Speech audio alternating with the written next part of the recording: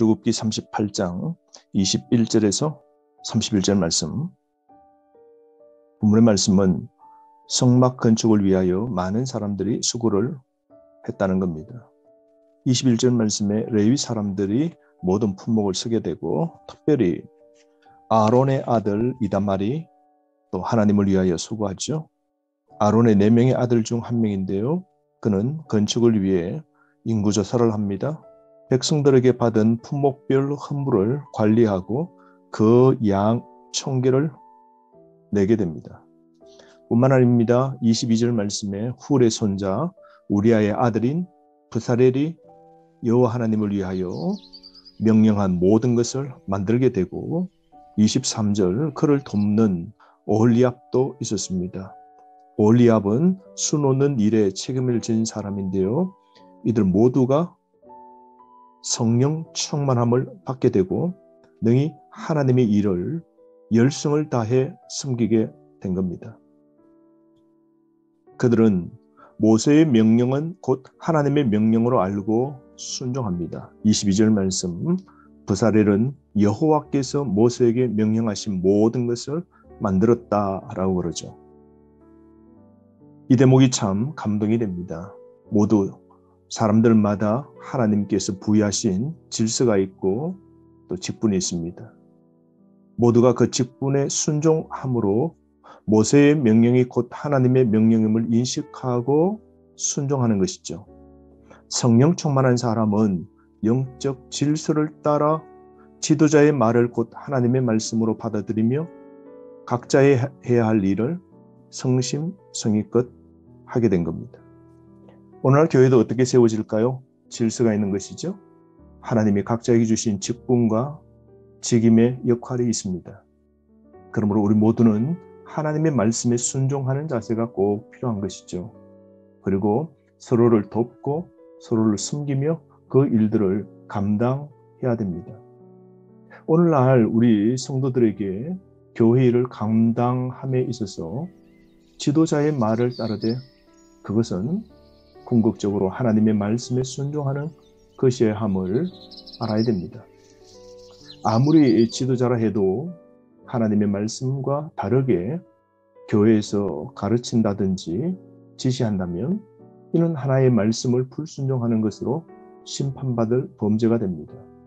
더불어 지도자가 하나님의 말씀대로 가르치는데도 불순종하는 자가 있다면 이것은 하나님 명령에 불순종하는 범죄를 저지르는 것이죠.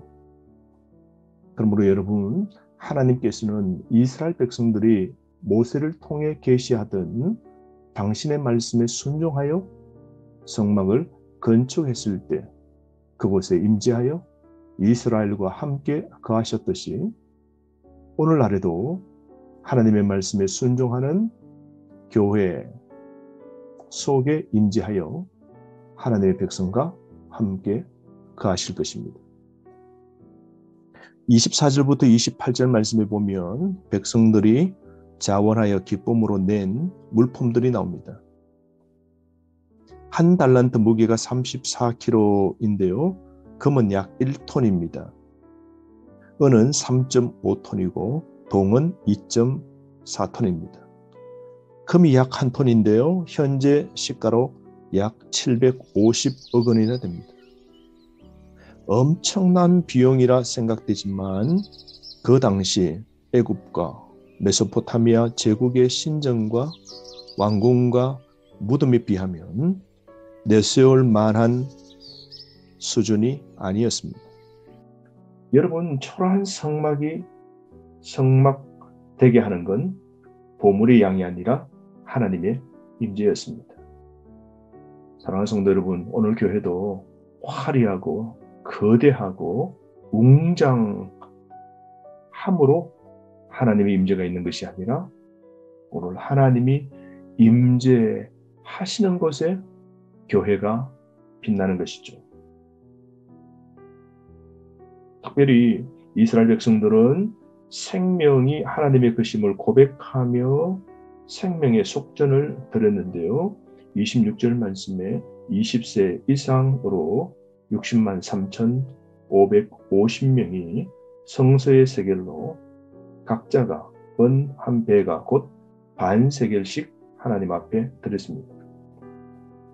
이것은 하나님이 나의 생명을 지켜주심을 고백하는 것이죠. 사랑하는 성도 여러분, 오늘도 나의 생명 누가 지켜주십니까? 하나님이십니다. 이 고백을 잊지 말아야 됩니다. 예수님이 자신의 생명을 죄의 속전으로 들으셨기에 우리는 영생 곧 구원을 얻게 된 것 아닙니까?